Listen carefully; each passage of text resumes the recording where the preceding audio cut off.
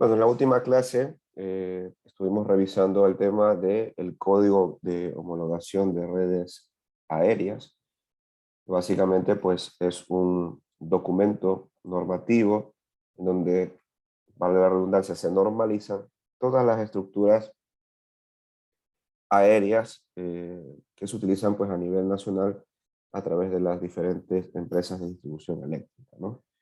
Pues el propósito, como se los mencionaba, pues es de estandarizar los materiales utilizados para las estructuras, de tal forma pues de que haya esa homogeneidad en el uso de este tipo de elementos a nivel nacional, ¿no? Entonces, un momento. Nos quedamos en los criterios básicos que se mencionan en la homologación. Y también, pues, cuáles son las exigencias también de parte de la distribuidora, ¿no? Habíamos estado hablando del tema de transformadores. Lo último que tocamos fue el tema de los bancos trifásicos, es decir, la conformación de bancos trifásicos a través de transformadores monofásicos, ¿no? En el caso particular de tener unidad de negocios Manaví, en el caso de que se requieran servicios trifásicos para cualquier pues, instalación, el transformador tiene que ser trifásico convencional, un solo núcleo, ¿sí? Digamos, no hay una razón específica por parte de CENEL, aunque la teoría menciona de que el nivel de pérdidas en el núcleo y en el cobre de 3 transformadores separados es un poco mayor a la de un solo núcleo convencional, ¿sí? Eso es un tema que ha estado mucho en discusión y en otras regionales, por ejemplo, sí se permite temas de transformadores en banco, pero un pronunciamiento oficial directamente de la distribuidora, pues directamente no lo hay, ¿no? Bueno, ¿qué criterios tenemos que tomar en cuenta para el alumbrado público? ¿Sí? Eh, el primer tema que ya hace algún tiempo ya se viene cumpliendo y ya pues podríamos decir que el tema del alumbrado de mercurio está prácticamente fuera de nuestras calles, ¿no? A no ser de que sean lámparas muy antiguas que todavía sigan funcionando, ¿no? La luz de mercurio es una luz blanca que tiene un buen efecto cromático sobre la superficie. El problema con el mercurio es que una vez que la lámpara cumple su tiempo de vida, el proceso para el desecho es muy complejo, porque el mercurio pues es un agente altamente contaminante, ¿no? Entonces, por esa razón, ya desde hace algunos años se viene prohibiendo el uso del mercurio como elemento utilizado en alumbrado público. En su defecto, pues existen las lámparas de descarga de vapor de sodio, cuya característica pues es su reconocida luz de color naranja, ¿sí? Y también el reemplazo de esta lámpara es la lámpara LED, ¿sí? Que es otra tecnología, ¿no?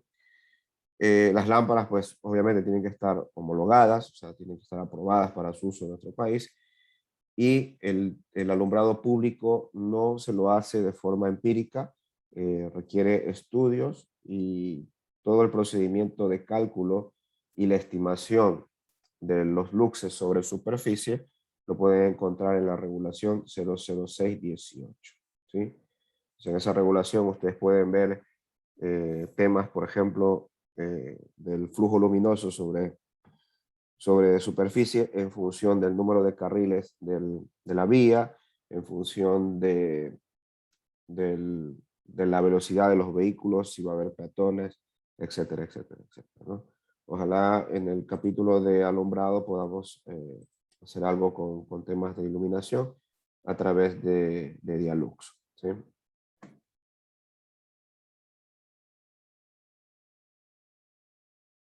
Bueno, en cuanto a estructuras, los aspectos más importantes tenemos las crucetas, tenemos tres tipos de medidas, esas 3 medidas están homologadas, ¿sí? Y por lo tanto hay que respetar el uso de ese tamaño de crucetas, ¿no? ¿Por qué le digo respetar? Porque hay personas que suelen alargar las crucetas con soldadura, ¿sí? Entonces no es lo correcto. También se menciona, por ejemplo, el generalizar, no, ojo, no estoy diciendo obligar, sino generalizar el uso de aisladores de caucho siliconado o también llamados de polímero, ¿sí? Este aislador es bastante más pequeño y más liviano y en cierto sentido es más duradero, ¿sí? Recuerden que el aislador tradicional que conocemos, el de porcelana, ¿sí? Eh, es relativamente económico, pero tiene esa desventaja de que pues ante un golpe se puede partir, ¿no? Y entonces el elemento pues queda, digamos, queda fuera de servicio, ¿no? En cambio el polímero, eh, esa probabilidad pues es muy alta, ¿no? O sea, perdón, es muy baja de que suceda, ¿no? Entonces la recomendación en la medida de lo posible es utilizar el aislador polimérico, ¿sí? Pero si no se puede, tiene la opción del aislador en suspensión. En este caso es el que reemplaza al polimérico, ¿sí?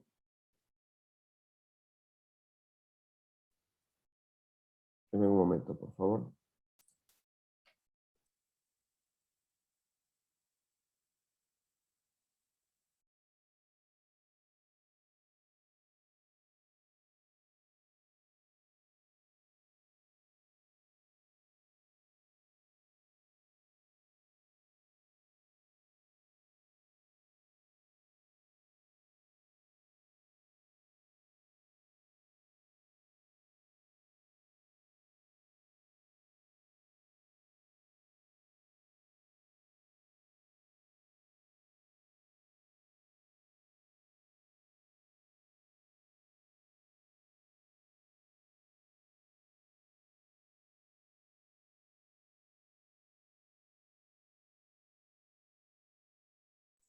Bueno, en cuanto a sistemas de puesta a tierra,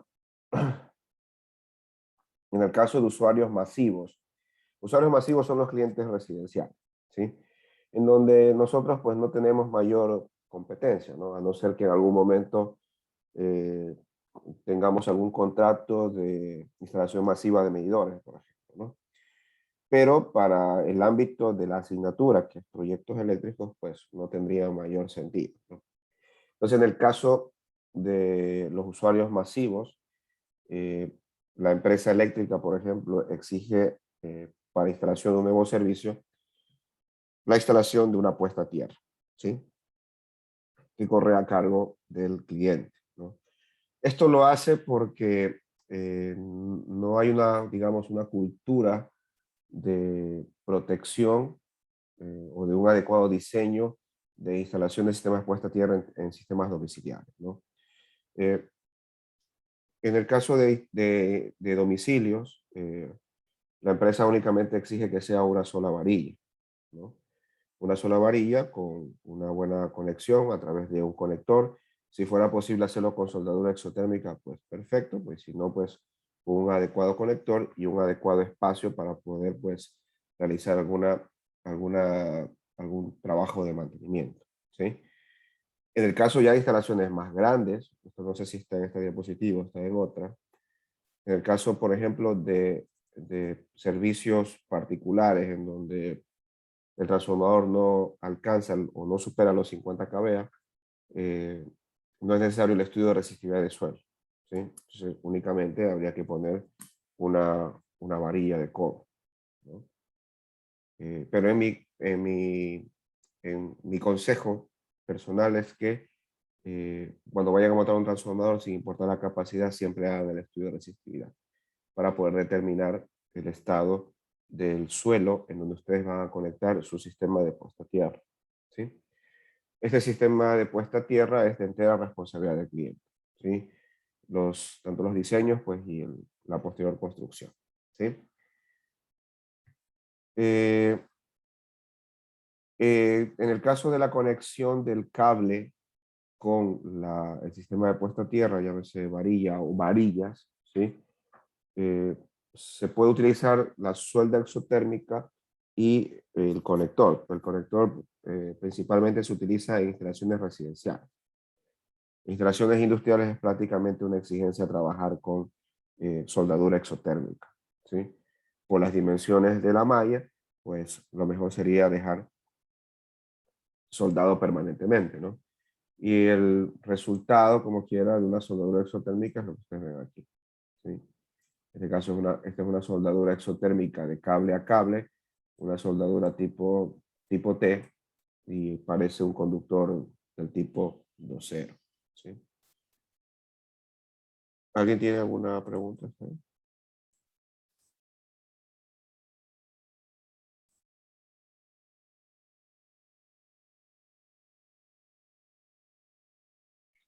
Bueno, sigamos. Con la propuesta de recorrido de la red de medio voltaje, el código de homologación permite definir las estructuras que se utilizarán a lo largo de dicho recorrido. Hay que tomar en cuenta que las estructuras tienen tolerancia de ángulos, que son importantes para recorridos curvos con inclinaciones. Vamos a ver,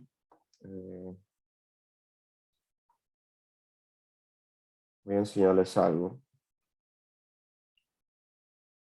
Igual vamos a ver en el tema del recorrido de la línea de medio voltaje.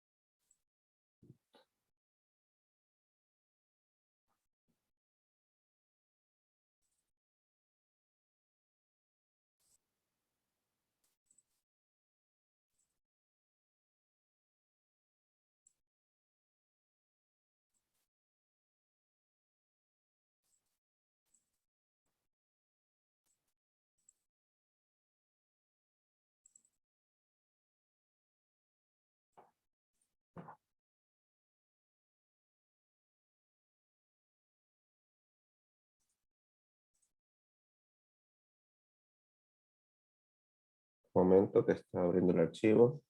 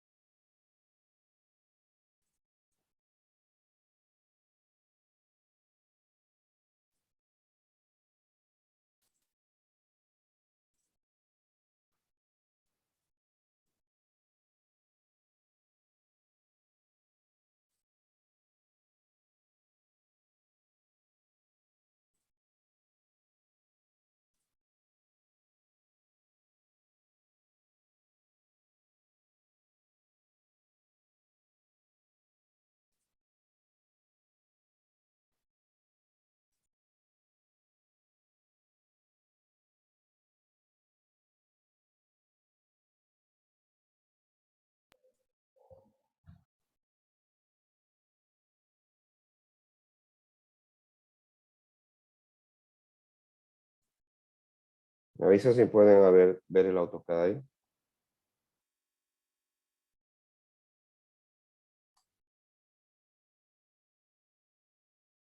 Me avisan, por Sí, favor. sí, ingeniero. A ver, perfecto.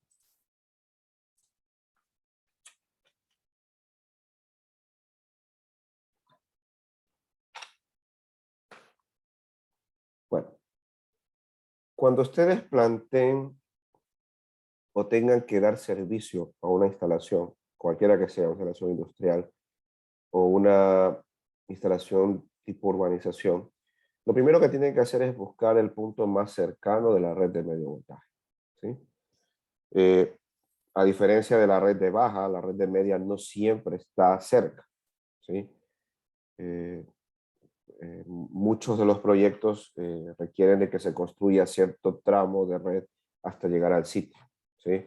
Las redes de baja por lo general sí alcanzan a cubrir muchas partes de la ciudad, pero eso no sucede con la red de media, ¿sí?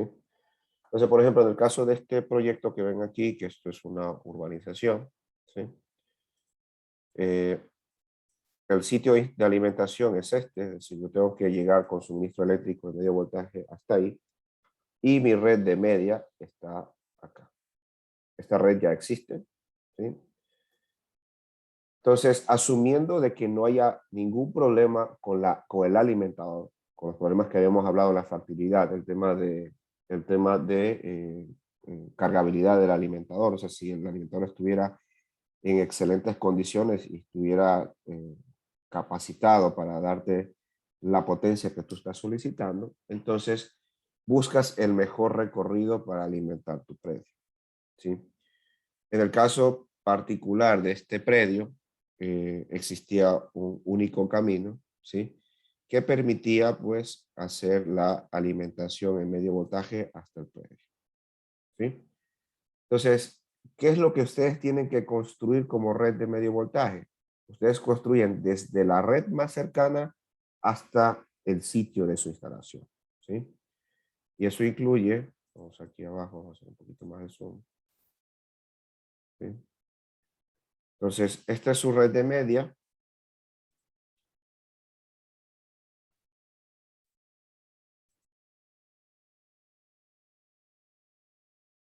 Esta es su red de media, la que está aquí.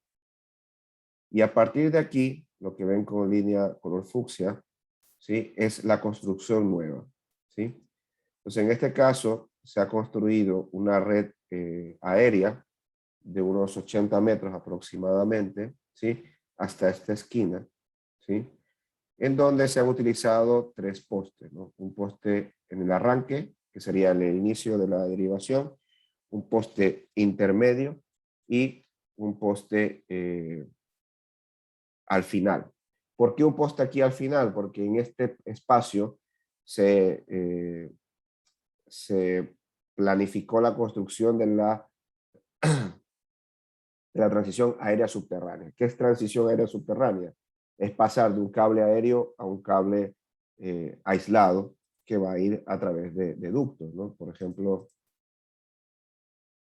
ejemplo, esto, ¿sí? Entonces, estoy pasando de una red aérea a una red soterrada, ¿sí? Mi red aérea, pues, pongo aquí aquí están los estribos, la grapa en caliente, aquí está el seccionador, el pararrayos, y a partir de aquí, con cable aislado, ingreso a través de esta tubería EMT de forma subterránea, utilizando los criterios de las redes soterradas, ¿no? Para finalmente llegar a un transformador, ¿sí? Entonces, no olvidar, por favor, los criterios para tomar en cuenta para el diseño de la red de medio voltaje. Igual, pues, cuando nos corresponda esta parte, pues, haremos un poco más de énfasis en eso, ¿no? ¿Alguna pregunta está ahí?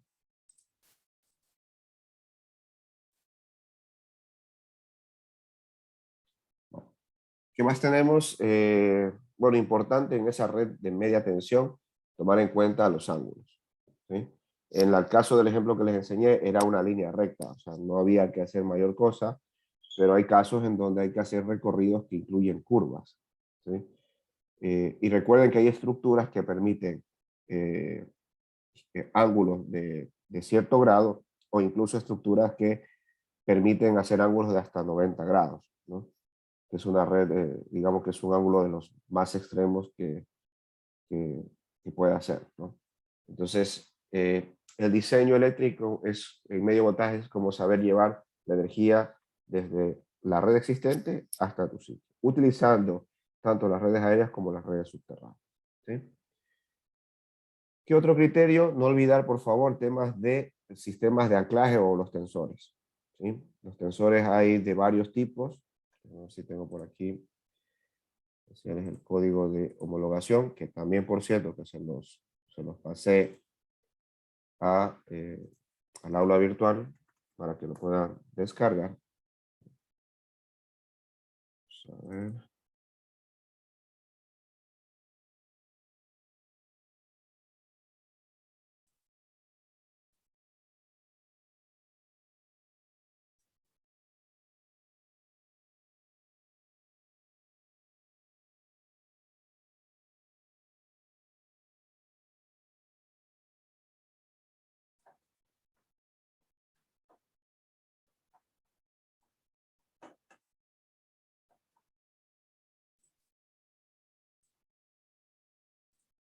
Pueden ver ahí el PDF.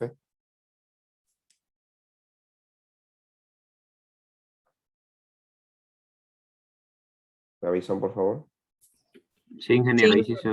Bueno, entonces esto es un tensor. Vamos a ver el tensor a tierra simple, que en la gráfica pues es esto, ¿no? ¿Sí? Es un tensor que forma un ángulo de 45 grados, ¿sí? Y este tipo de tensor, por ejemplo, lo puedo utilizar cuando tengo espacio suficiente entre el poste y la ubicación del muerto de hormigón, ¿sí? Cuando hay casos, por ejemplo, donde hay redes tanto de media como de baja compartiendo el mismo poste, hay que usar un tensor de puesta a tierra doble, en donde se corrijan los esfuerzos tanto de la red de media como la red de baja, ¿sí? Porque ¿qué va a pasar si solo hay un tensor? La red de baja, que también está templada, va a empezar a estirar por en medio del poste, ¿sí? Por esa razón, pues, es importante que se coloquen, pues, los dos tensores, ¿no? Cuando no hay espacio del poste hacia donde se va a ubicar el muerto de hormigón, pues se recurre al tensor farol, ¿sí? Entonces el tensor farol lo que hace es acortar la distancia, ¿sí? Pero cumple el mismo propósito que cualquier sistema de anclaje, ¿sí?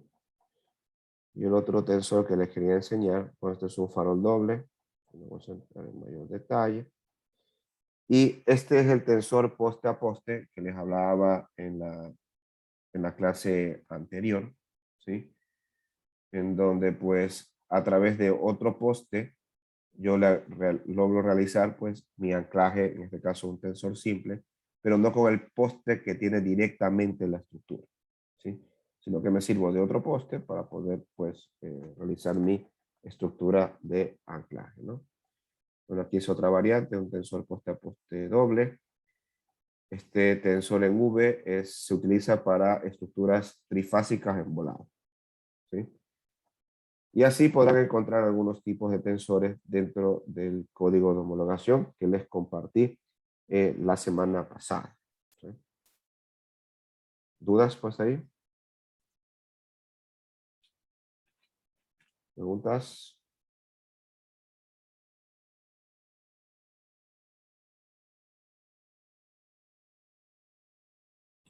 Ingeniero, disculpe, para el tensor normal, ¿hay una distancia del poste al tensor o no? Perdón. Para el tensor normal, ¿hay una distancia entre poste al tensor o solamente que se forma 45 grados? Sí, bueno, es que igual si tomas en cuenta que el poste tiene una altura homologada, ¿sí? Para cumplir los 45 grados, esta distancia va a ser fija, ¿sí? Porque el poste tiene una altura homologada, o sea, el poste es de 12 metros, ¿sí? Entonces, esa distancia que vas a tener entre el poste y el muerto de hormigón, en este momento no la tengo a la mano, ¿sí? Pero tú al cumplir los 45 grados exactamente aquí, ¿sí? Siempre va a ser la misma, porque todos los postes que utilices, pues van a estar hincados a la misma profundidad, por lo tanto vas a tener una misma altura a la superficie, ¿no? Porque si tú bajas este ángulo, ¿sí? Ya no estarías cumpliendo con los 45 grados. Así lo amplíes, tampoco estarías cumpliendo con los 45 grados. Entonces, es importante que se respete el ángulo, ¿sí? y se construya bien el tensor, ¿no? No sé si con eso responden algo tuyo. Sí, sí, ingeniero, como quiera la Bien. distancia ya es fija. Sí, como quiera la distancia es fija, porque el poste tiene la misma altura. ¿Alguien más tiene alguna pregunta?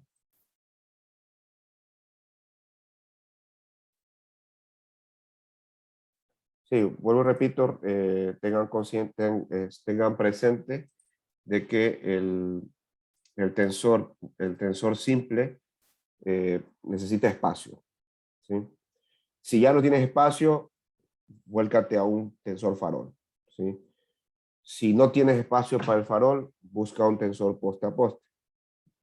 Y si no puedes utilizar un tensor poste a poste, no te queda de otra que utilizar un poste autosoportante de 2000 kilogramos de esfuerzo a la ruptura.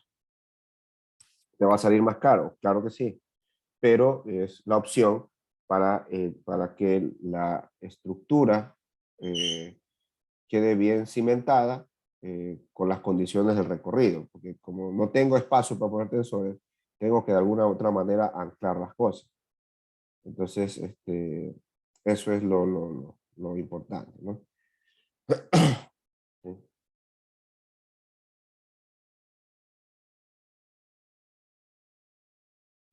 sigamos.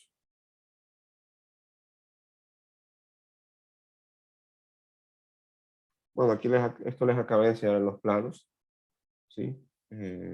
Lo único que no hice mención fue que en el plano no, bueno, está una estructura, un tensor farol, ¿sí?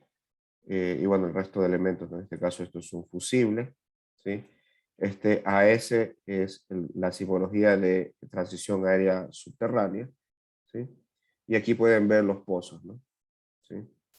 Los pozos para llevar todo el conductor aislado, desde aquí pues hasta la parte interior del proyecto, ¿no?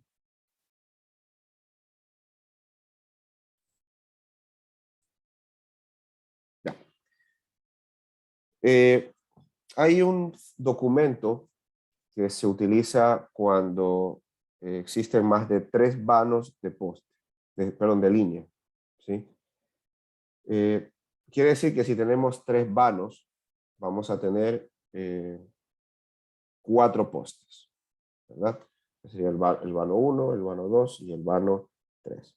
Cuando tengamos esos 3 vanos, es decir, a partir del poste cuarto de nuestra red, tendremos que presentar lo que se llama una hoja de destacamiento, ¿sí?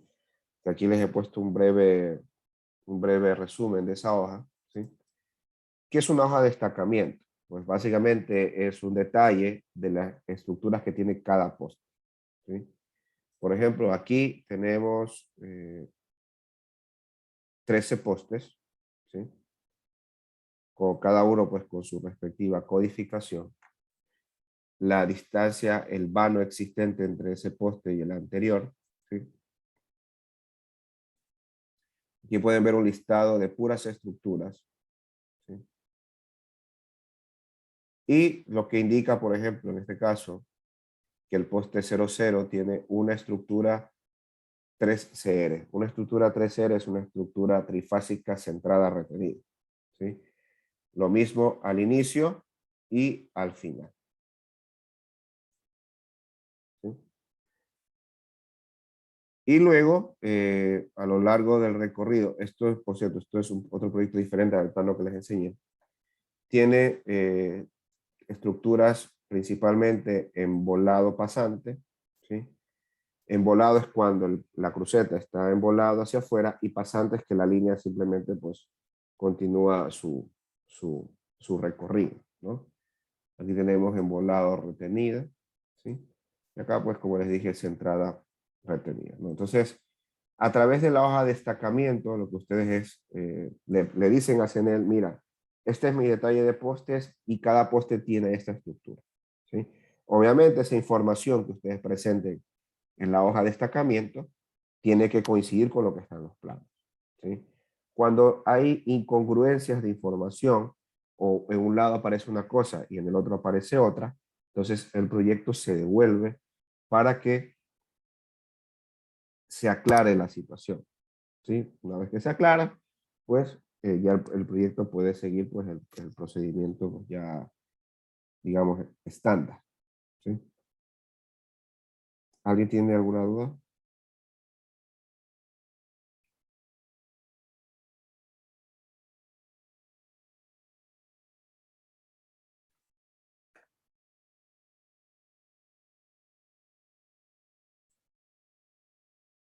No. Bueno, ya cuando hayamos visto la mayor parte de los detalles técnicos al momento de diseñar un proyecto eléctrico, hay que al final detallar cuántos materiales se van a utilizar, tanto en cantidad como en economía. ¿Sí? Entonces, como una formalidad se presenta el listado de materiales a utilizarse en todo el diseño y segundo, el tema del presupuesto. Que dirán, pues, ¿para qué le tengo que decir a CENER cuánto le voy a cobrar a tal cliente? ¿Sí? Hay personas que incluso han optado por no decir, digamos, la cifra real del proyecto, ¿sí? Sino que pues la reducen para que el proyecto no se vea, digamos, tan ostentoso y de pronto pues alguien se quiera aprovechar de eso, de pronto para ventas de materiales, etcétera, etcétera, etcétera, ¿no? Entonces, se debe presentar por separado. Es decir, tanto el listado de materiales como lo ven aquí, como el presupuesto que también está por acá. No, esto está, no, ¿sí? En el presupuesto, lo que se hace es incluirse una columna, ¿sí? Aquí donde va el precio pues, de cada ítem, ¿no? Para al final tener un dato referencial del presupuesto y eso también aprovechar y entregárselo al cliente. ¿Sí? ¿Alguna duda hasta ahí?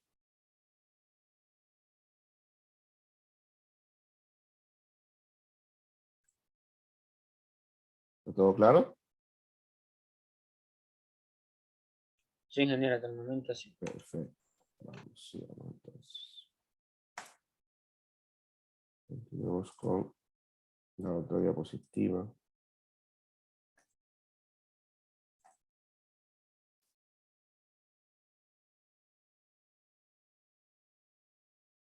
Si ven las diapositivas, ¿no? Sí, ingeniero. Bueno. Ustedes que están ahora de pronto aprendiendo a realizar un proyecto eléctrico de acuerdo a los procedimientos de SENEL, tal vez se preguntarán si existe una guía que establezca que todo lo que hemos hablado esté por escrito y que pueda ser usado como un material de guía para la elaboración de nuestros proyectos eléctricos, ¿sí? Como un documento regulatorio, ¿sí? ¿Qué es lo que sucede? El tema es que CENEL, que anteriormente se llamaba Emelmanaví, ¿sí? Solo en el año 97 emitió una normativa para sistemas de distribución. Es decir, ese fue el último documento de carácter técnico que mencionaba cosas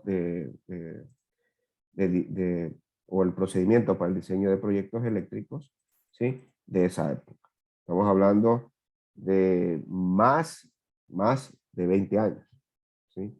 Más de 20 años que se preparó este documento, pero lamentablemente no ha sido actualizado, ¿sí?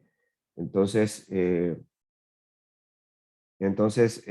hay cosas que sirven en este documento que aún pueden seguir sirviendo de referencia.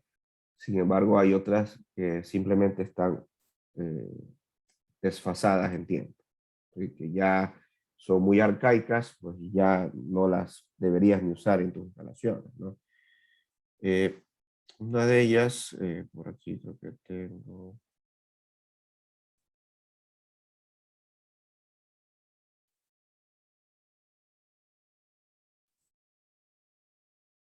¿No? Aquí pueden ver el documento de la regional Manabí, en ese tiempo se llamaba pues Emel Manabí.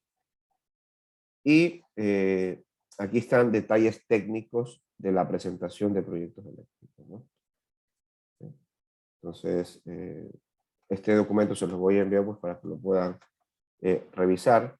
Pero, por ejemplo, una de las cosas que te dice que esto está desactualizado es que se vea, por ejemplo, el modelo de cargas para cada tipo de usuario, por ejemplo.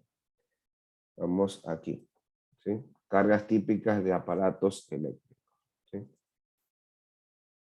Entonces, por ejemplo, aquí se habla de varios electrodomésticos en la parte izquierda.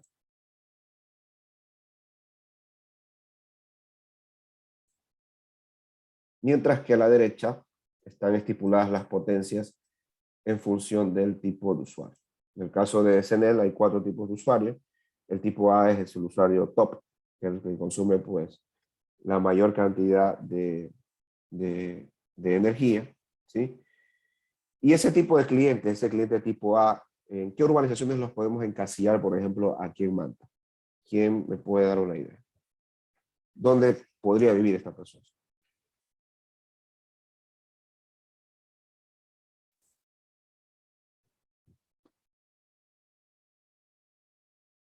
¿Nadie?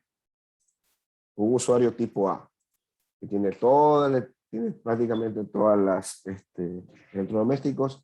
¿En qué parte de la ciudad podría vivir?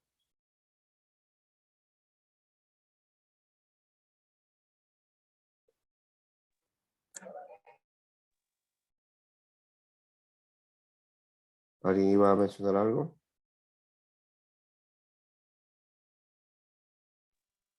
Estamos hablando más o menos que el usuario A sería, en parte de ciudad, sería la parte central de la ciudad, ¿no?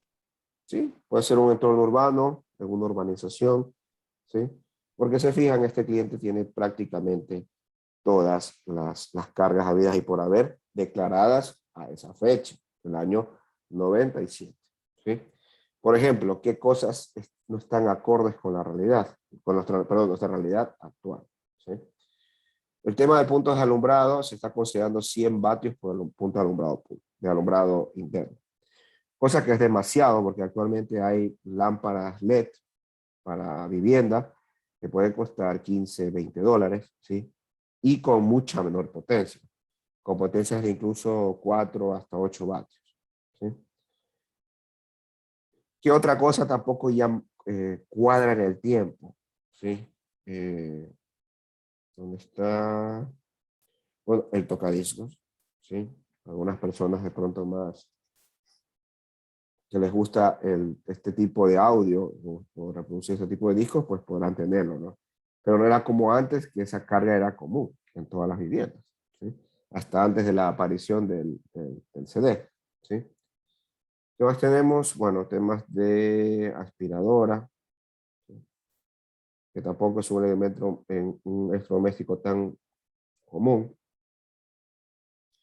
Bueno, aquí veo temas de sartenes eléctricas, ¿sí?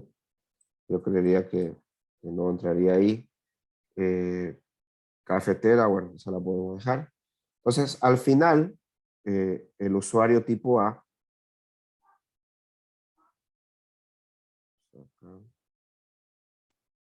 pero el usuario tipo A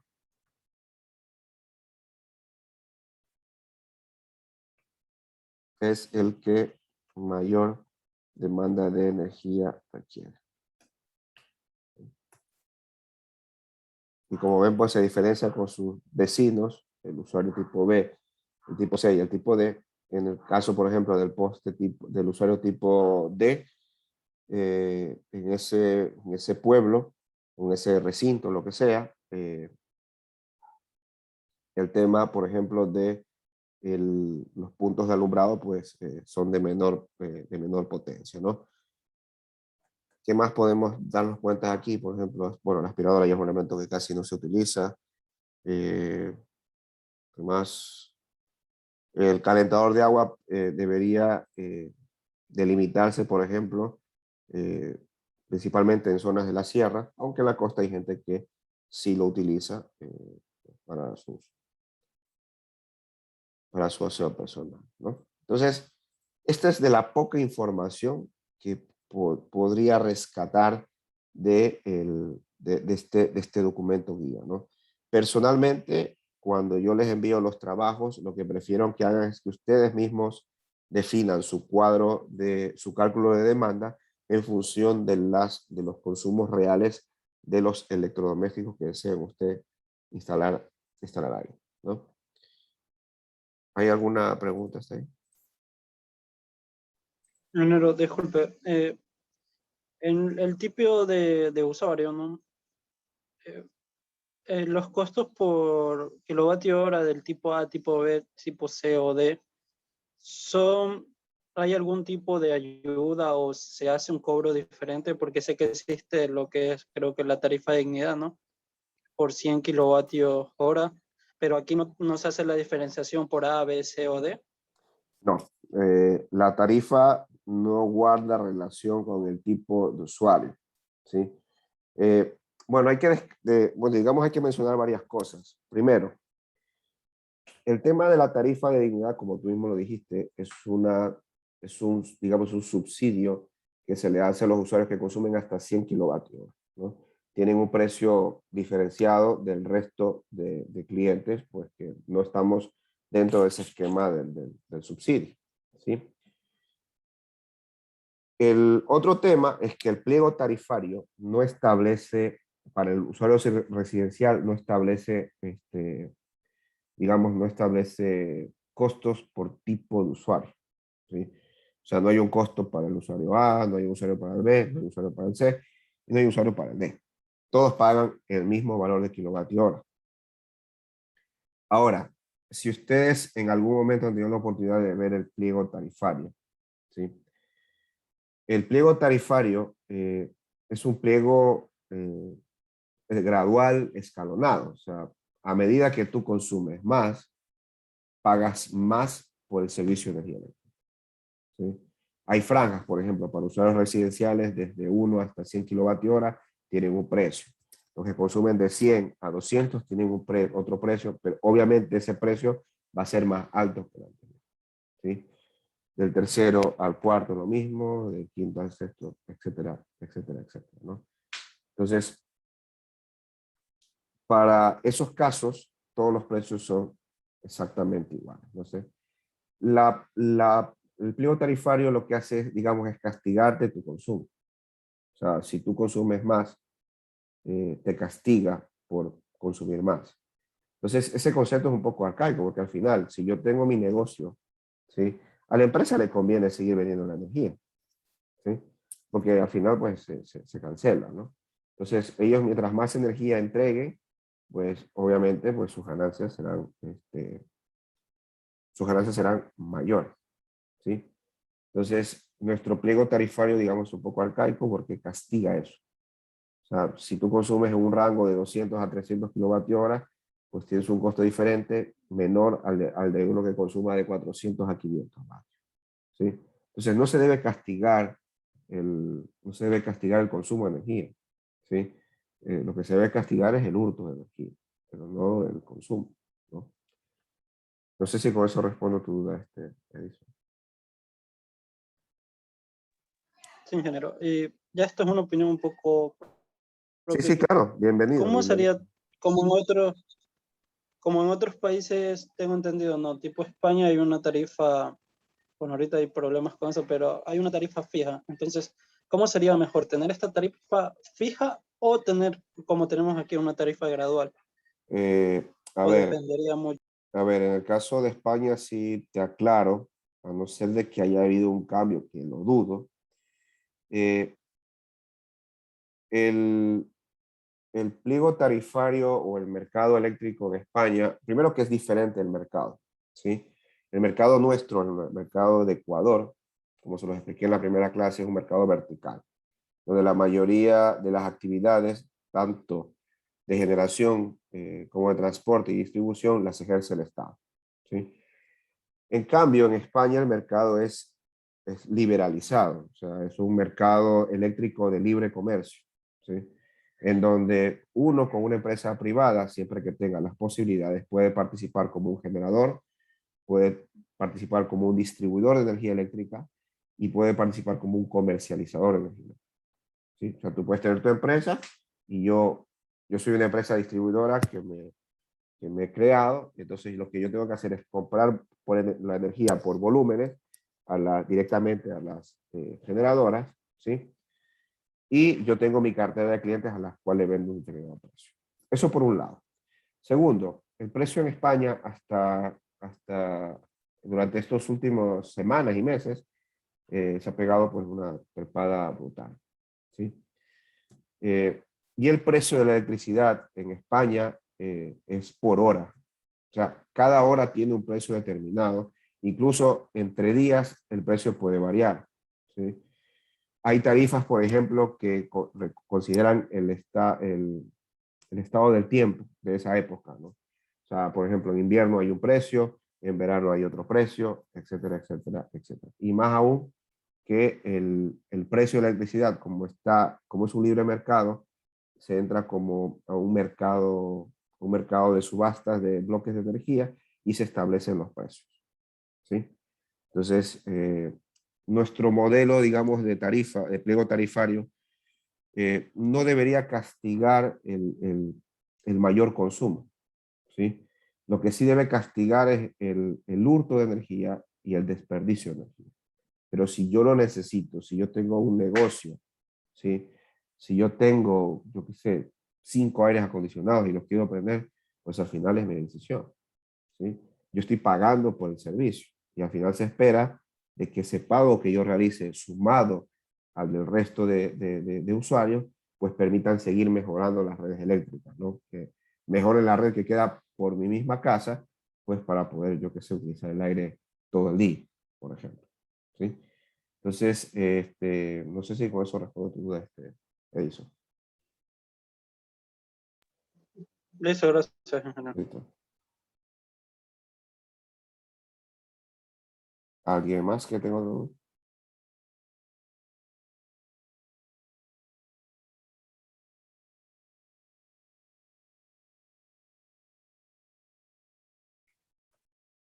Bueno, sigamos.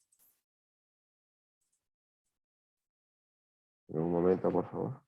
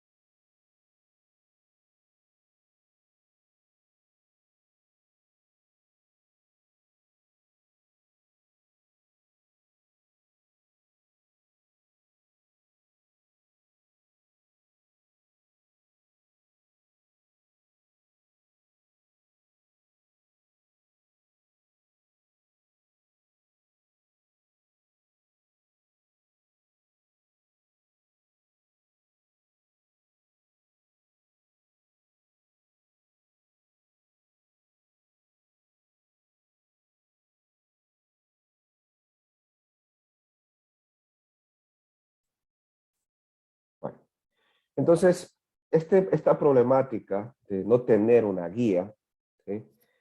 De hecho, ustedes como quieran, lo que estamos haciendo durante la clase o durante toda la materia es ser una guía para el diseño de proyectos eléctricos para el área de concesión de Manaví. Pero debería existir un documento en donde tú como ingeniero eléctrico, con los criterios básicos y fundamentales, puedas tú mismo presentar tu proyecto eléctrico sin mayor problema, ¿sí? Entonces, hay ciertas cosas que vamos a tomar de la normativa de sistemas de distribución, pero hay otras cosas que las vamos a tomar en base a lo que, por ejemplo, una de las guías que me parece que es la mejor del país y la que constantemente está siendo actualizada, es la guía de diseño de redistribución de la empresa eléctrica Quito, ¿sí?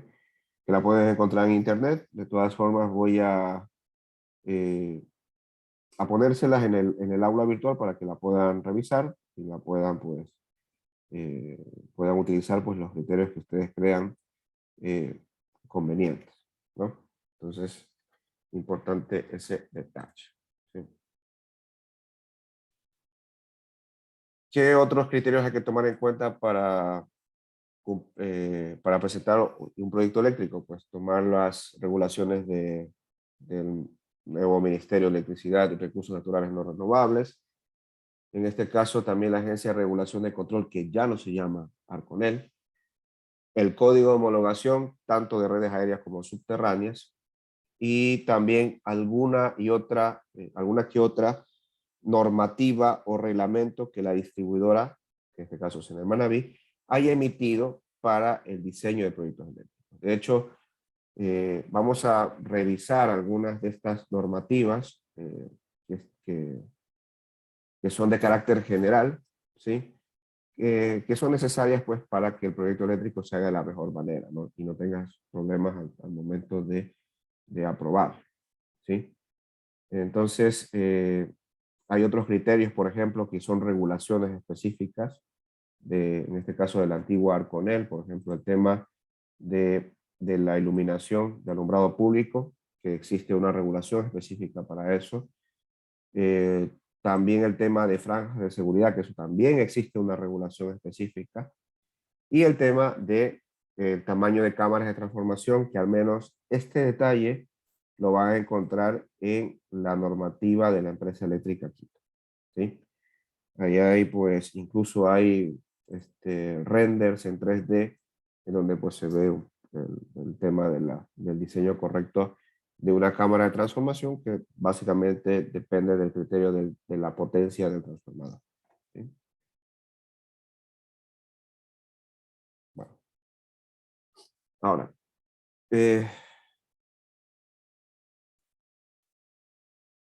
¿cuándo vamos a hacer un proyecto eléctrico? En este caso, la primera premisa es cuando mi demanda declarada, ¿sí? Para mi instalación supera los 10 kilovatios, ¿sí? Entonces, por un tema de que mi red de baja ya no me puede dar la cantidad de energía o no puede darme la potencia que yo necesito, entonces yo tengo que migrar de nivel, ¿no? O sea, el siguiente nivel que sería pasar de la red de baja, perdón, a la red de media, ¿sí? Eso lo hago a través de un transformador, ¿sí? Ese es la principal, digamos, el principal objetivo de hacerlo de esa forma. Ahora, hay otro problema que obviamente a CNEL no le conviene que hablemos, ¿no? Que es el tema de la calidad del servicio, ¿sí? Por ejemplo, tal vez el más común de todos sea el bajo voltaje. Entonces, vamos a asumir, por ejemplo, de que, bueno, aquí la pizarra, ¿sí? Si esta es la línea de medio voltaje, ¿sí? Y aquí pues está una vivienda, ¿sí?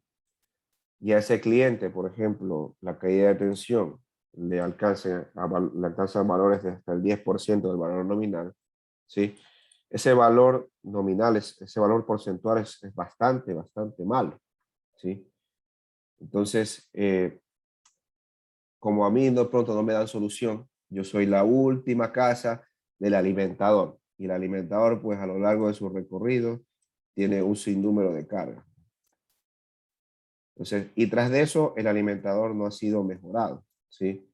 O sea, sus conductores y sus estructuras fueron diseñadas para una cantidad de demanda, pero ahora esa demanda probablemente se haya duplicado. Ojo, no estoy diciendo un ejemplo específico, estoy basando las directrices generales, ¿no?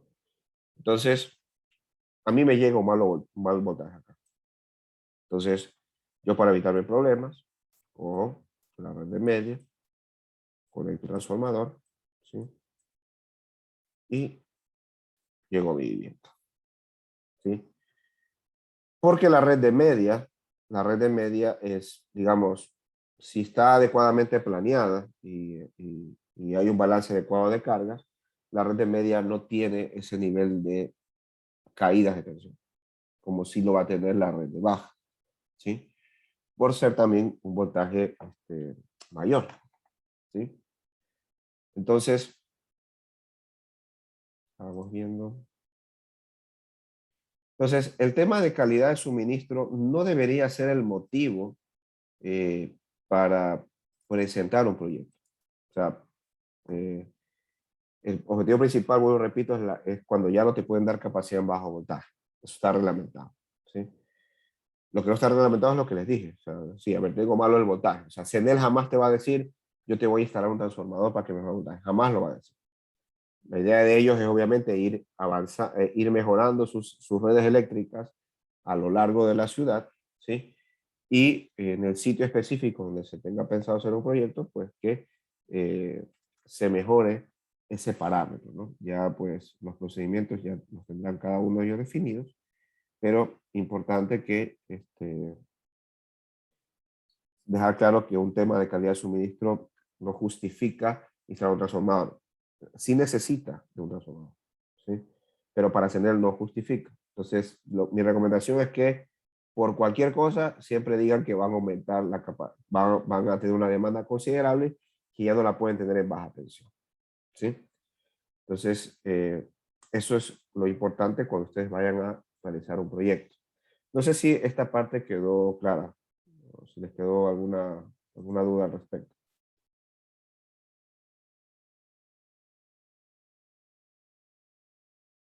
¿Está todo claro? Parece que sí.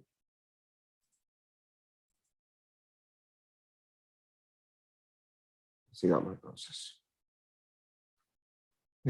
Bueno, los transformadores hay de varios tipos.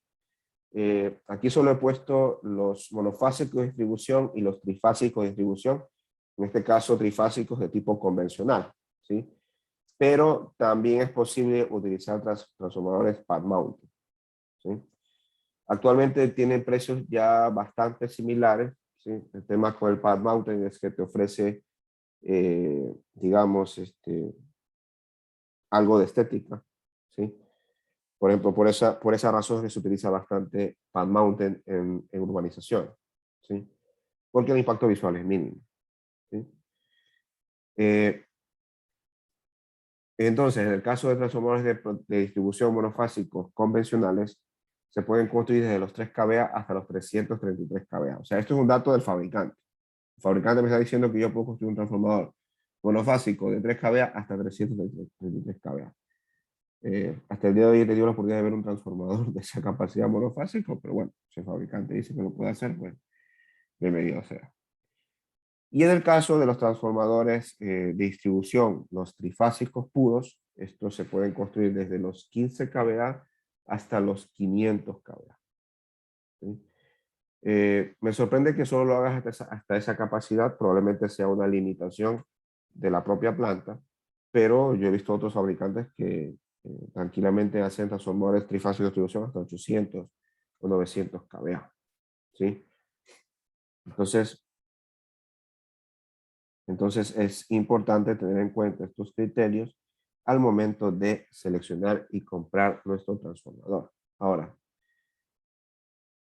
he puesto ahí abajo, como pueden ver, unas letras en celeste, ¿sí? En donde se dice que la selección o el hecho de escoger un transformador va a depender del estudio de demanda, ¿sí? Y bajo ningún criterio se justifica su sobredimensionamiento. Es fácil solo ver las cargas y decir, transformador decir aquí es más que suficiente. Los conectan, funciona todo de maravilla, ¿sí? El problema va a radicar en que el transformador, al ser, por ejemplo, si yo necesito 100 kVA y compro un transformador de 500, ¿sí? Son 400 kVA que estoy dejando de utilizar, ¿sí? Ahora, esos 400 que yo dejo de utilizar se están transformando, digamos, en un activo inútil, ¿sí? Porque no están aportando nada a la empresa, no están aportando nada a la producción. Porque de 500 solo estoy cogiendo 100, quiere decir que 400 están ociosos, ¿sí? O sea, 400 kilovatios están ociosos, ¿sí? y al final pues eso va a repercutir en el tema del dimensionamiento del transformador. ¿Sí? No sé si tengo aquí la diapositiva, por ejemplo, un transformador, mientras, digamos, más cerca esté de su 100% de cargabilidad, se vuelve más eficiente. Cuando tiene menos cargabilidad, se vuelve menos eficiente. ¿Sí? Entonces es importante que el estudio de demanda que se realice, pues sea el justo para la demanda que yo voy a tener instalada ahí. ¿Sí? Eso es lo importante. ¿Sí? Si hacen bien el cálculo que van a ver más adelante conmigo, pues podrán calcular tamaño de transformadores sin ningún problema. ¿Sí?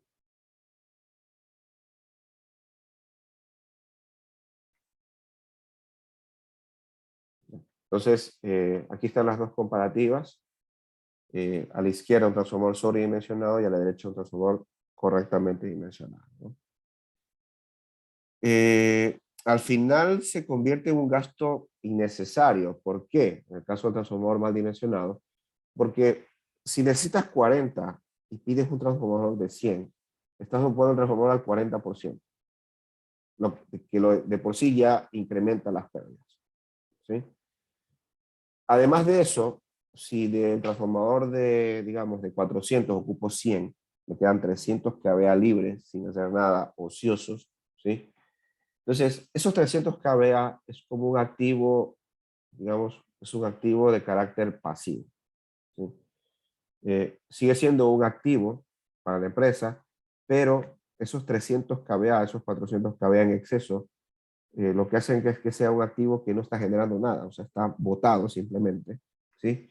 Y no produce nada, no produce réditos económicos, ¿no? Entonces, tanto el subdimensionamiento como el sobredimensionamiento son malos eh, para un transformador, ¿sí? ¿Preguntas hasta ahí? ¿Alguna duda?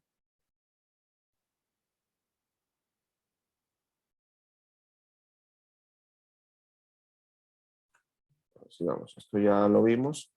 Esto es una curva de eficiencia de un transformador de 100 kVA, que las curvas en función de la potencia no tienen mayor variación.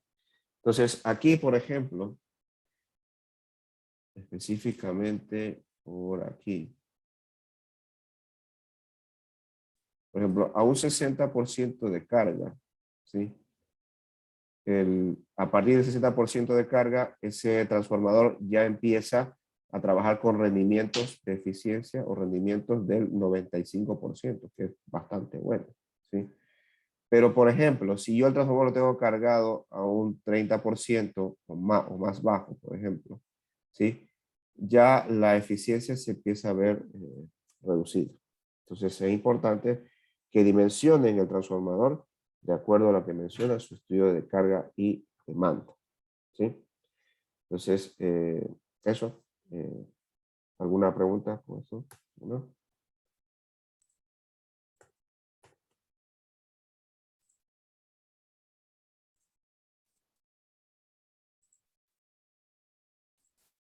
Ahora, hace algunos años, CENEL emitió unos documentos en donde se daban ciertas directrices para el diseño y construcción de obras eléctricas de tipo particular, ¿sí? Entonces, eso es lo que vamos a ver, pues, lo que nos queda de clase, y también, pues, luego ir comentando algo al respecto, ¿no? Entonces, la primera es que dice que las proyecciones para redes tanto aéreas como subterráneas deben ser de 15 años. Entonces, ¿qué es la proyección? Pues no es más que el dimensionamiento de estos elementos para que en función del incremento del tiempo de la demanda, es decir, seleccionar los materiales para la demanda futura. Por ejemplo, yo construyo una red de medio voltaje, ¿sí? Entonces, esa red de medio voltaje que implica pues, también el montaje de un transformador, ¿sí? No es que se va a ocupar el 100% de la carga que yo estoy declarando en el momento que yo termine de montar la planta, ¿sí?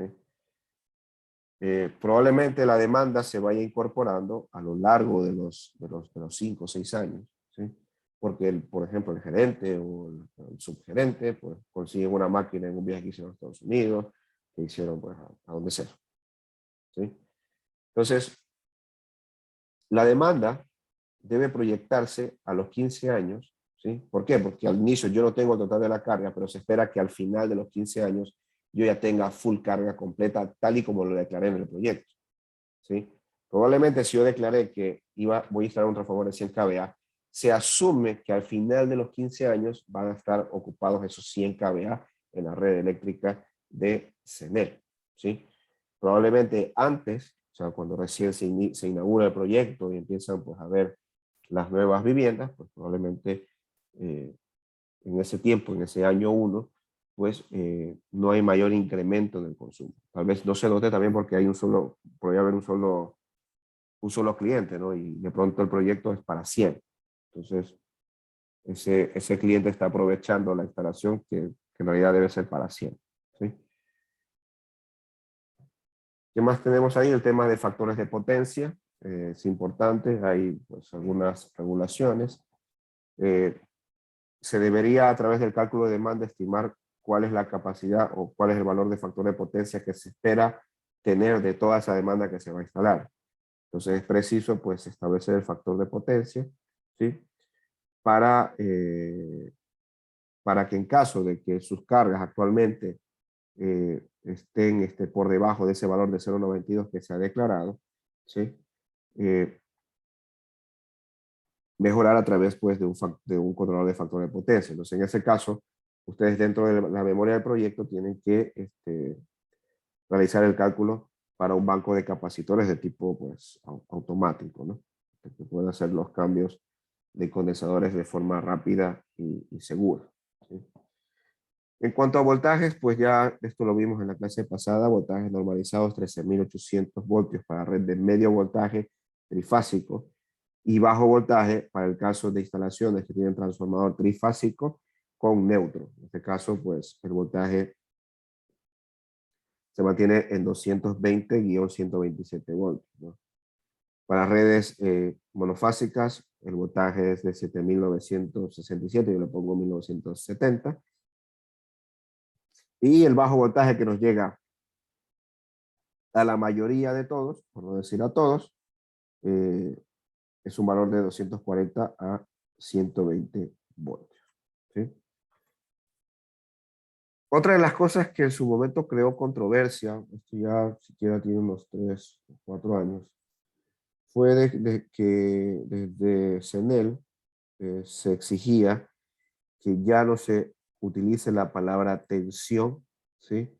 Tensión eléctrica, ¿sí? No se utilice específicamente la palabra tensión en los temas de, por ejemplo, en los temas de trabajo de titulación, textos tienen la palabra tensión. Entonces ya desde hace algún tiempo se estandarizó el tema en vez de decir MT y MT, pues usar voltaje MB, medio voltaje, o bajo voltaje, más nada, ¿sí?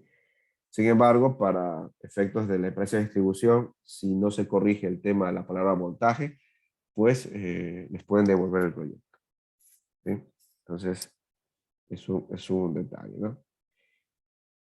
Y el sistema de mallas de puesta a tierra, utilizarse para el diseño de la misma, o sea, debe ser primero con cobre, con cable de color cobre desnudo del número 12. Ahora, la pregunta también sería, ¿por qué no se utiliza un conductor de menor calibre? ¿Sí?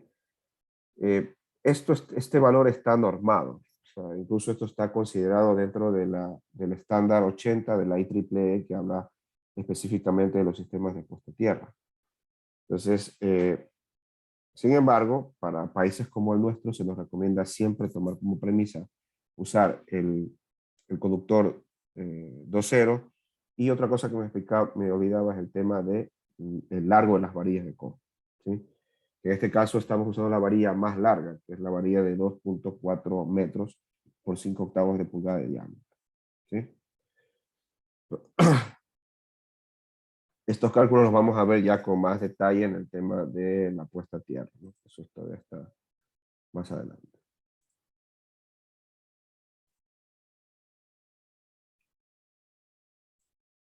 Para la sujeción de los cables XLPE, por cierto, XLPE es un tipo de chaqueta aislante que se utiliza, bueno, principalmente en cables de medio voltaje, pero también se los utiliza en cables un poco, en cargas un poco más bajas, ¿no?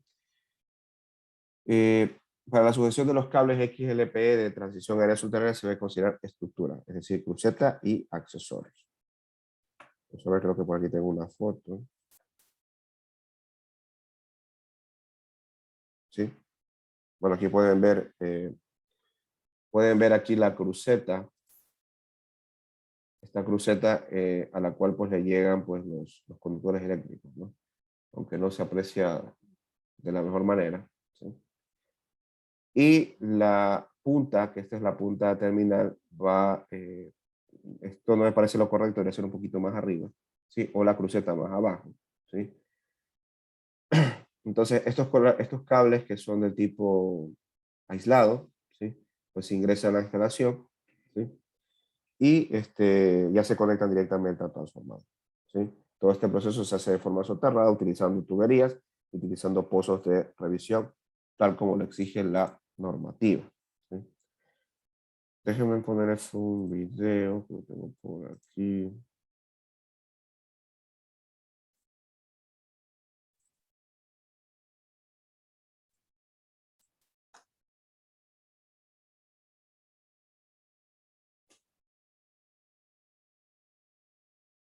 Déjenme ver si lo encuentro.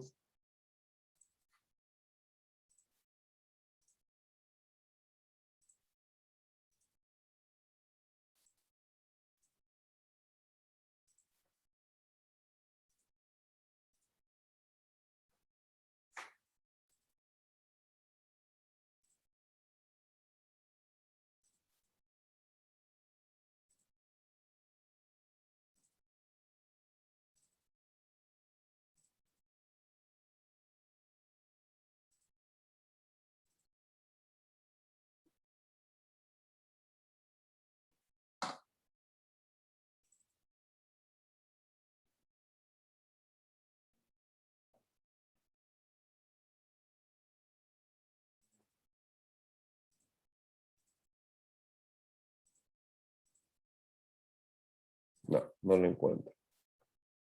Pero vamos a comentar sobre la misma imagen. Sobre la imagen que ven aquí. Entonces,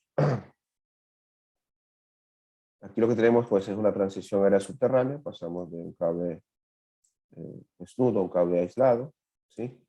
Y lo que mencionaba es que este cable, por sus características, por su peso, debe ir en una cruceta propia, ¿no? En la ciudad se ven muchísimas estas estructuras y algunas de ellas no llevan esta estructura, ¿sí? Por lo cual el enganche entre el seccionador fusible y la conexión eléctrica a la doble gravedad pues puede conducir a una situación de que se afloje el cable, etcétera, etcétera, etcétera, ¿no? Entonces, importantísimo eso. ¿Qué más tenemos? Por ejemplo, el tema de conductores para acometidas subterráneas y de bajo voltaje de tipo, nuevamente, subterráneos deben ser con cable de cobre de tipo TTU. O sea, la chaqueta debe ser de tipo TTU con aislamiento de 2000 vatios por polietileno y chaqueta de policloruro de vinilo, ¿no? Y nos dice que el tipo de conductor que se deberá utilizar para el neutro común desde la red pública hacia el centro de transformación será del tipo TTU aislado. Por lo general se utiliza un conductor menos que el conductor de fase. Pero si hubiera temas de armónicos, ¿sí? O sea, se escucharan o investigaran de que en el sitio donde ustedes van a instalar su proyecto hubiera pues temas de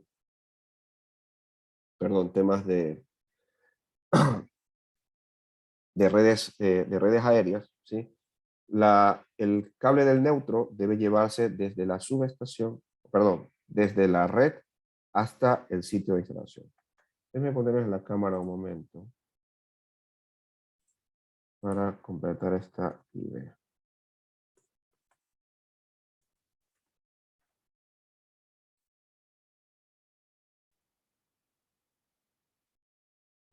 ¿Pueden ver ahí pueden ver la pizarra?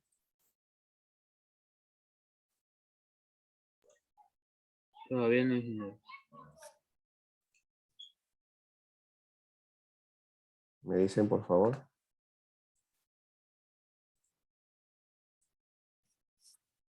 No, todavía no. Ahí sí, ya, ingeniero. Ya. Entonces, si yo tengo mi red eléctrica trifásica, ¿sí? Si la vemos ¿sí?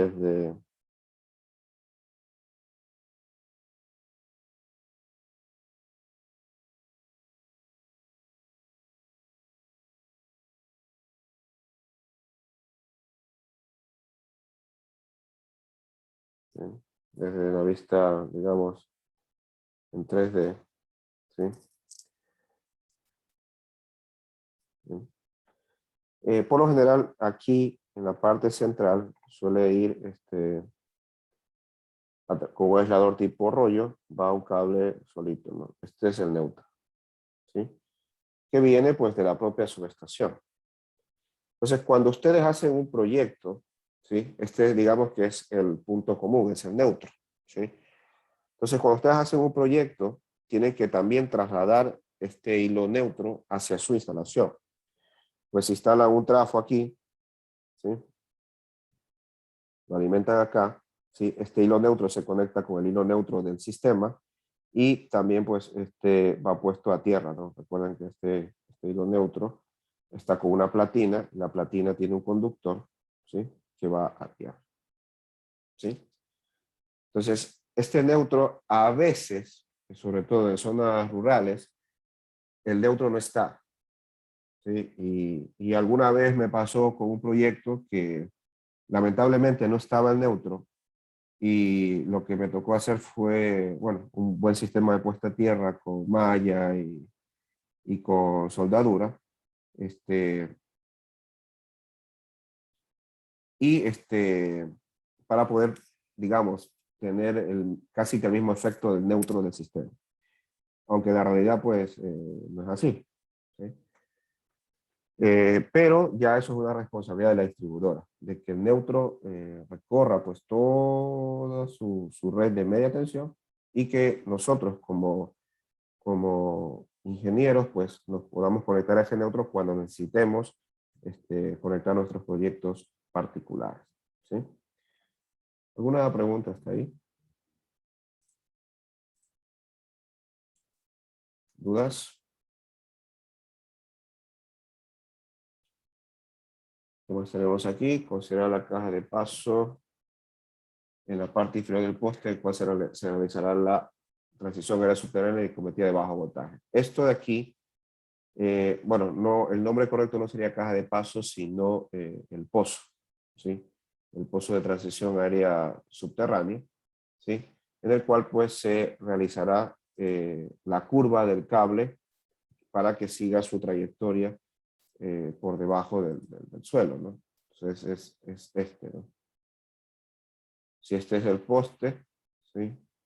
Por aquí bajaría el cable, ¿sí? Este tubo que está aquí pues se conecta al pozo y a partir de aquí pues el cable viaja, ¿sí?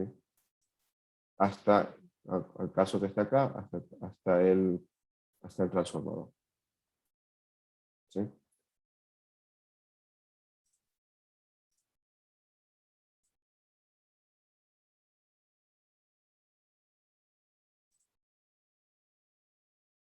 Déjenme ver si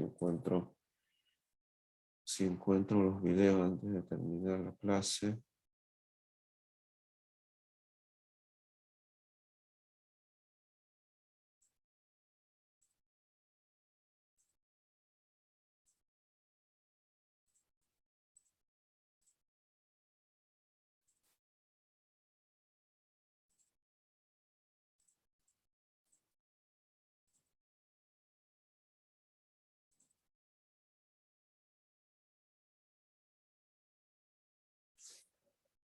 A ver, veamos.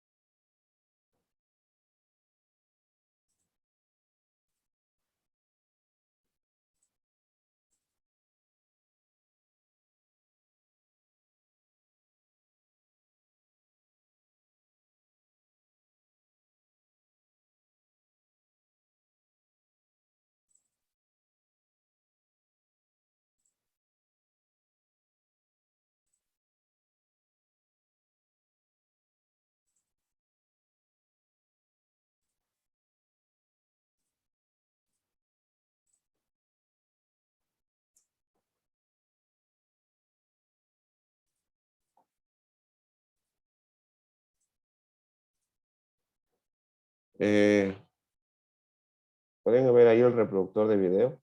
¿Sí lo ven?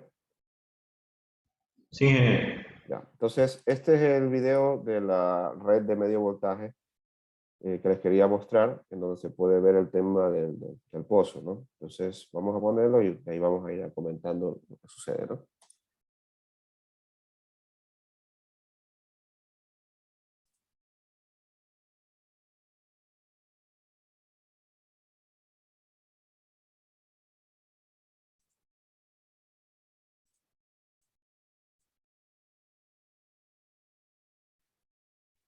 Entonces, la acometida como quiera, esta es la red, sería la red existente, lo que está aquí, y la red nueva sería toda esta ampliación hasta acá.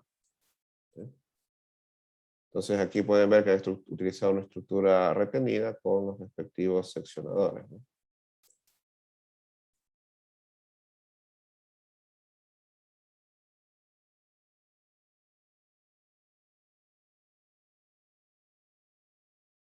Aquí hay una estructura volado pasante, trifásica, aquí igual otra parecida.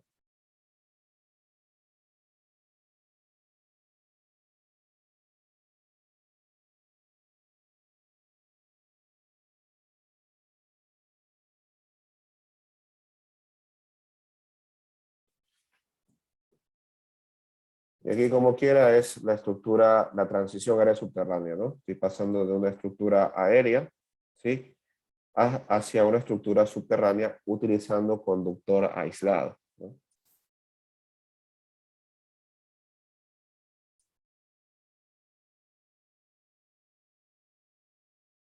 Ahí pueden ver un poco el detalle de los pozos. Bueno, yo he utilizado una sola tubería, normalmente van varias tuberías.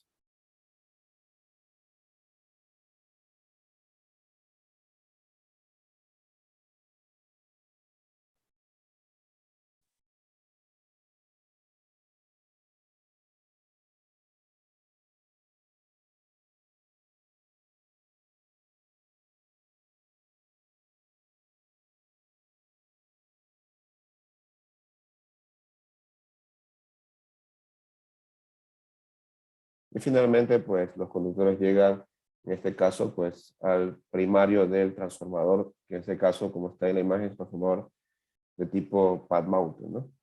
¿Sí? Y básicamente esa es la forma de realizar un diseño eléctrico, ¿no? A través de una red de medio voltaje.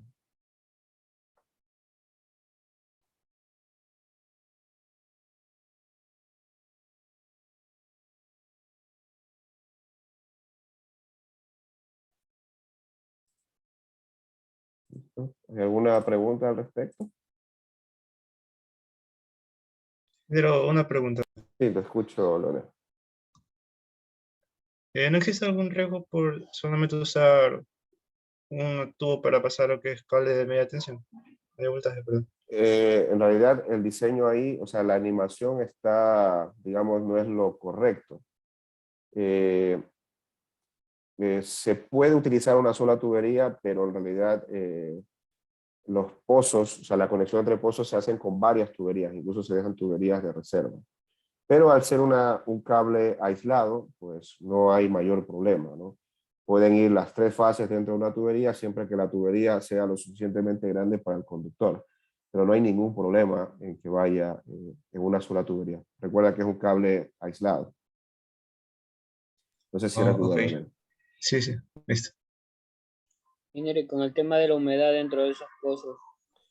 Ya, es importante, bueno, ojalá después cuando entremos a urbanizaciones vamos a ver un poco más de detalle de esto. Voy a poner aquí, vamos más atrás.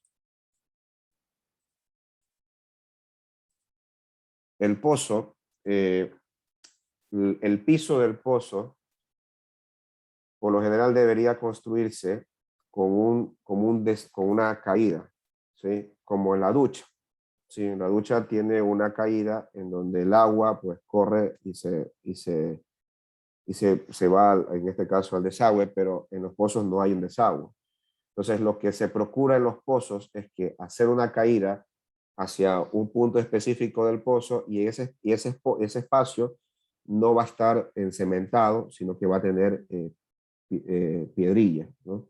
Entonces, toda la humedad se recoge ahí y se va hacia el suelo, ¿sí? O sea, los pozos están diseñados para que el agua que pudiese ingresar por temas de inundación o de lluvia, pues pueda ser reabsorbido, por decirlo así, por el suelo, ¿sí? Entonces, ese tema, si se hace bien el pozo, no debería pasar nada con el tema del agua. No sé si esa era tu duda. No. Sí, ingeniero. ¿Alguien más que tenga otra duda?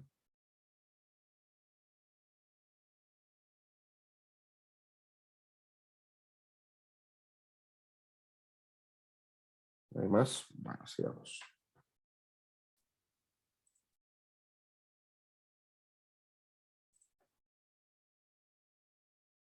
Bueno, aquí vimos la transición.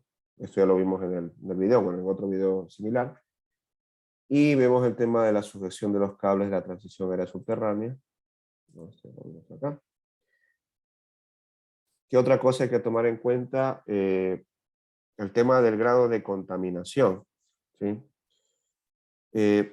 Hay zonas de una determinada ciudad en donde pues, puede haber un nivel de contaminación.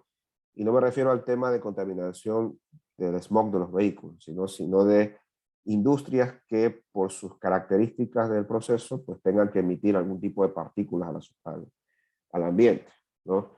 Por ejemplo, de las que podemos mencionar de la ciudad, por ejemplo, están las harineras, ¿sí?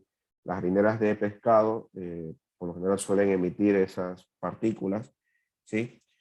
También también empresas o plantas que trabajan con temas de harinas o granos, ¿sí? Entonces esas plantas también suelen emitir partículas al ambiente. ¿Qué es lo que pasa con esas partículas, ¿no? Esas partículas se van a posar finalmente sobre un conductor o sobre la cadena de aisladores que existe en la red de distribución, ¿sí? ¿Qué va a suceder? Pues si ustedes habrán escuchado, por ejemplo, si este es un aislador, ¿sí? Ese polvo pues va a empezar a caer por aquí, ¿sí? ¿Sí? Va a empezar a caer por aquí. Y ante la presencia de agua, por ejemplo, temas lluvia, ¿sí?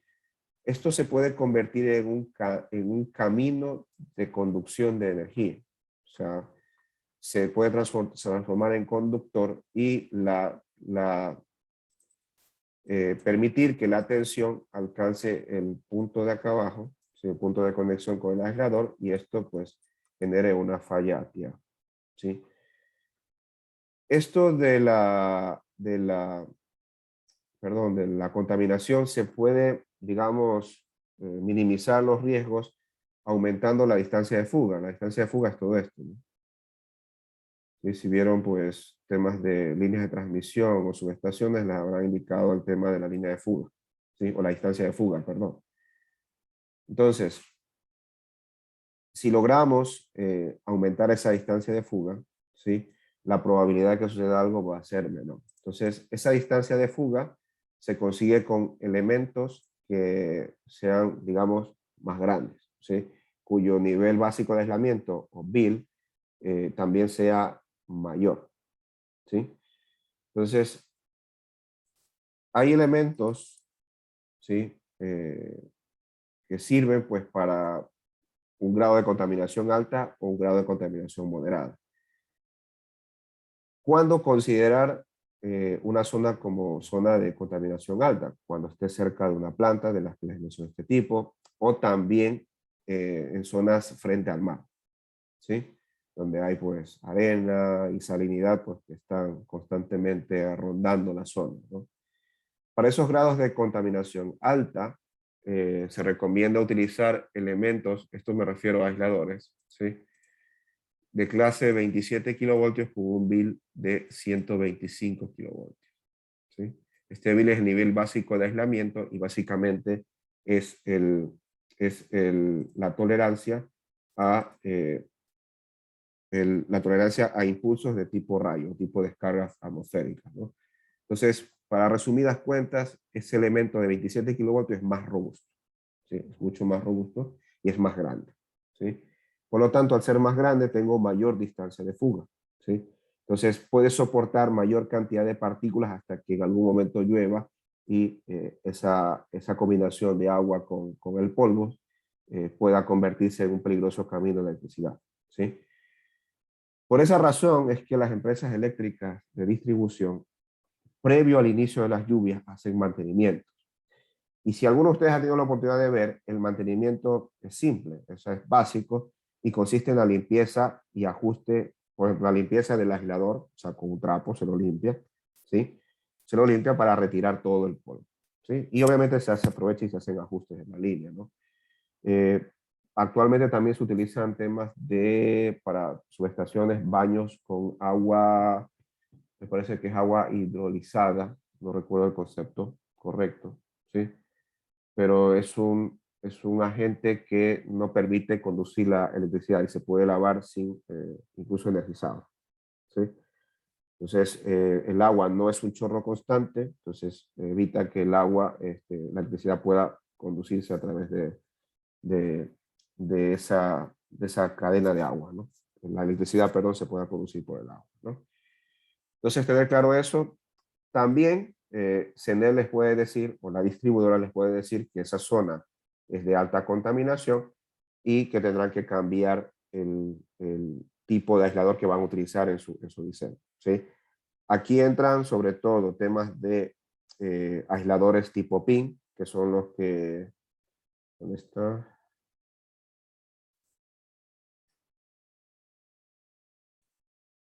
Por ejemplo, el aislador PIN, el video. Ya, el aislador PIN es este. No sé si se ve en el video, ¿sí se ve? Sí, Sí.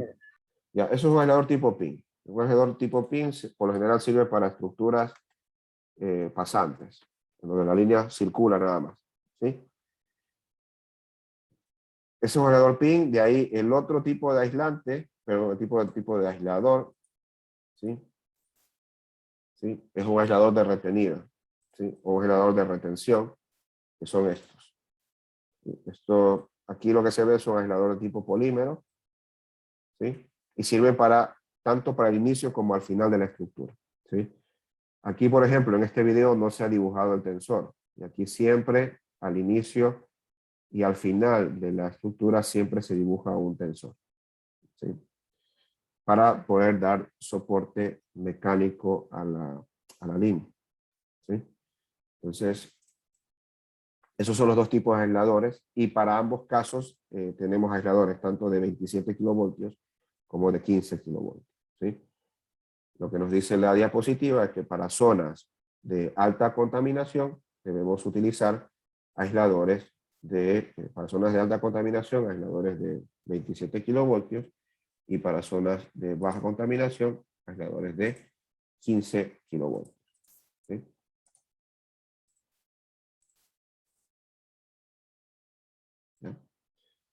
Temas de la protección, tanto hablar de pararrayos como seccionador en el arranque. El pararrayos que se instale en el arranque deberá tener su propio sistema de puesta a tierra, que por lo general es una amarilla, ¿sí? Y dichas protecciones deben estar instaladas en una cruceta independiente.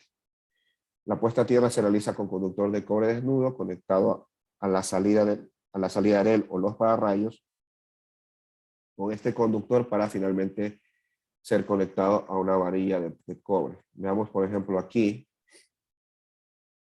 en estas imágenes, déjenme enseñarles una foto.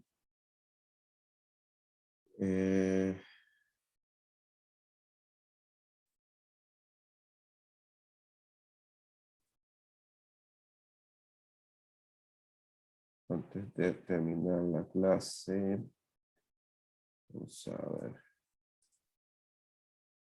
Aquí.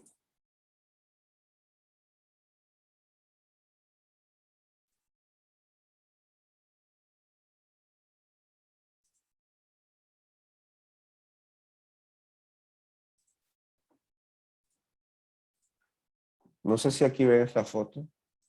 ¿Pueden ver? Sí, ingeniero. Ya.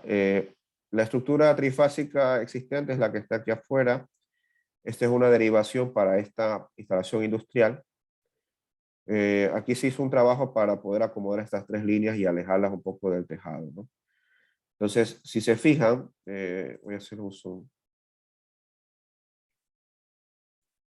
Estos son los tres pararrayos, ¿sí? ¿Sí? El pararrayo es un dispositivo tipo válvula, ¿sí? Que cuando está sometido a una sobretensión se cierra y a la salida del pararrayo, todos los tres pararrayos, en este caso aquí no se ve, pero están interconectados entre sí y esto a su vez conectado a tierra con un cable de cobre que baja hasta la base de la estructura. Entonces, si hay un impulso tipo rayo sobre cualquiera de las líneas, el pararrayo se va a cerrar y lo que va a ocasionar es que se evacúe esa sobretensión hacia tierra, ¿sí? Entonces, es imprescindible que estos pararrayos, bueno, por lo general se solicitan al inicio de la instalación, aunque también pueden ponerse al final, ¿no? Entonces, cualquier impulso tipo rayo lo que va a hacer es, el pararrayos, evacuarlo hacia tierra, ¿no? No sé si está claro ahí. Sí, ingeniero. Sí, ingeniero. Perfecto. Entonces, en este caso, pues esta es la imagen, la misma imagen que les acabo de enseñar. Y el pararrayos, la puesta a tierra se ha construido por aquí, ¿sí? Se la construyó por aquí. Esto en este caso, esto es una estructura tipo H con dos tensores farol. Y este agujero que ven acá principalmente se abrió fue para el tema del bloque de hormigón que tiene que hacer de contrapeso, ¿no? Y en ese mismo agujero se aprovechó para hacer la puesta a tierra con soldadura exotérmica, ¿sí? ¿Listo? ¿Alguna pregunta? Bueno, si no hay dudas, vamos a quedar hasta ahí y nos vemos el día jueves. Muchísimas gracias a todos. Listo, ingeniero, muchas gracias. Ingeniero, Pasen gracias. bien. Gracias, ingeniero. Pase bien.